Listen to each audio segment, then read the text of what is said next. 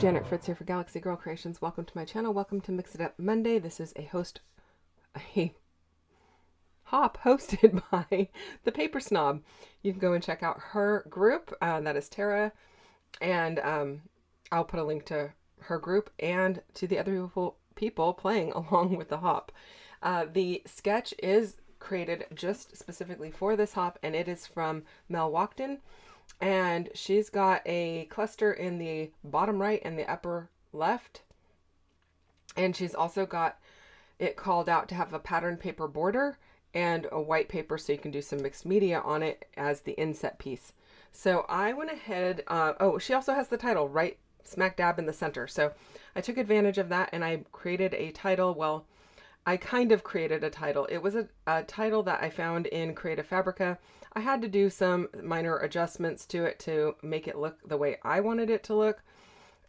So I can put a link to the file that I used, but it's not going to be exactly like this. Most of my changes were made,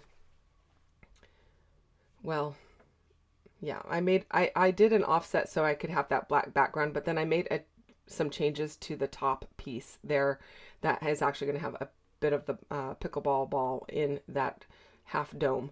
So I had to make changes to it, but I'll put a link to the original file in case you're interested in that.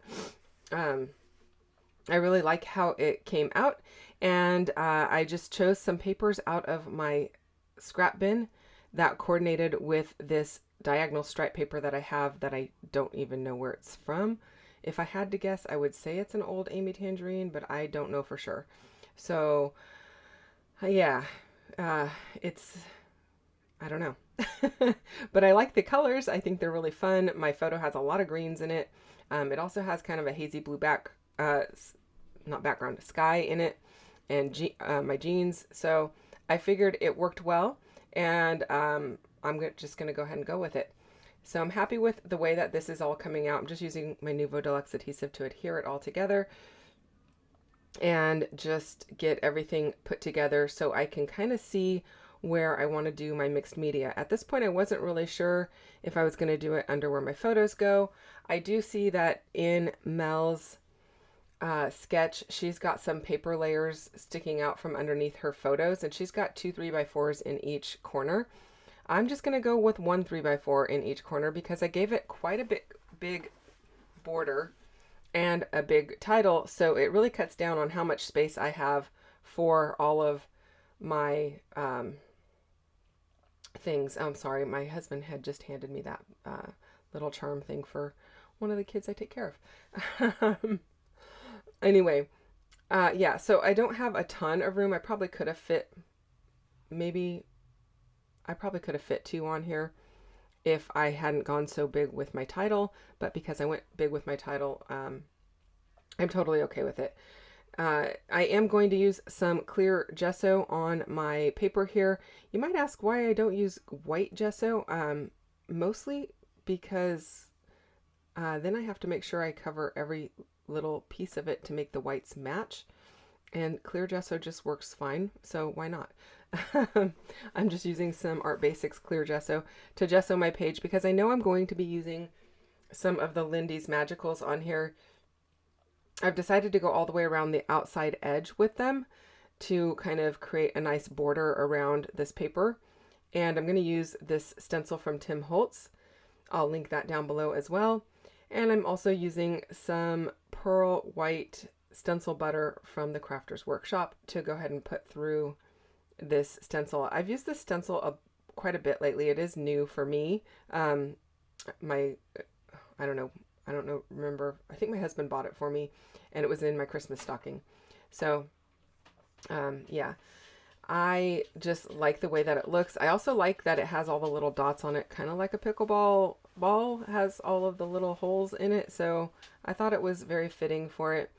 I got a little bit too perfect of lines where the stencil stops and starts, but that's okay. I think it's going to be fine once I put the mixed media on there. That first shake of my Magicals really put out quite a bit of pigment, more pigment than I wanted. So you can see me just moving it around with my fan brush, and If you can see the pigment, you know you've got a lot of pigment on there because it doesn't take much. Like if you don't see it, it's probably still on there. So you're going to see it go super, super bold really fast here. And I don't want it to go too far to the center, so I'm just doing one edge at a time.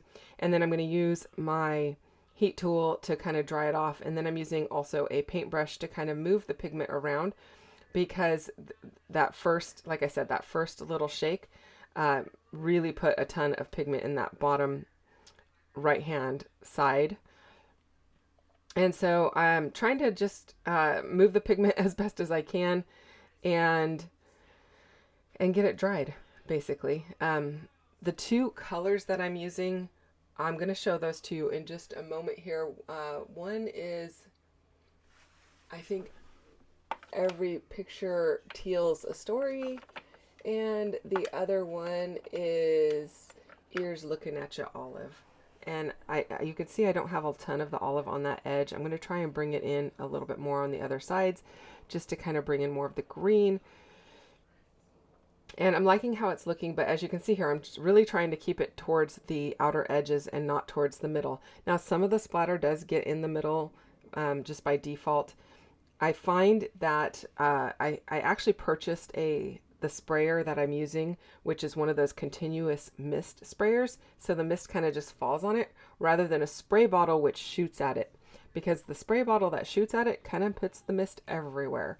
So I invested in one of those other kind of spray bottles, and it works great. It wasn't a huge investment. I think it was like $8 or $9 for maybe two of them. And so that's working really well for me so far.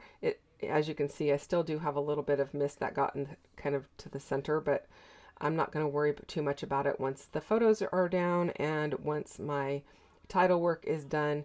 It's all going to be just fine. So I'm happy with it. Again, trying to bring in more of the olive color because that teal color is very, very bright. Mostly because I just put way too much pigment on there. I did not expect it to come out as fast as it did. So that's something to just be aware of if you're using these kind of pigments. So there's the two. I'm liking how this is looking. I do feel like it needs a black border around it. Plus my title has a black border all the way around it. So I went ahead and used some Distress Oxide ink, or Distress ink, not oxide, just in black soot. But I am going to end up going back and putting a small black border with black paper. And I will tell you that my video kind of got cut off. Well, I don't know. I might have just forgotten to turn it back on. I'm not sure what happened. Either that or I got a call in the middle and it turned off and I wasn't aware. That has been happening a couple of times more recently. So I think it happens the latest iOS update that I did. I don't know, my do not disturb is not do not disturbing so well.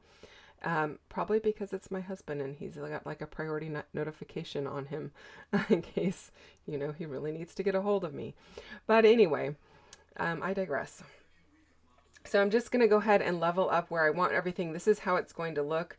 And the close-ups are going to be coming up here in right now. You can see I did a black border around the mixed media piece and around my photos just to go ahead and make them all pop a little bit. And then I just wrote a little note right on the background saying that we were at a retreat taking some time out for some pickleball. It's not something that I play regularly, although the other girls play a lot more regularly than I do. They are gracious enough to include me, and I just try to keep up with them. That's it, you guys. Thanks for watching. I'll see you soon. Bye-bye.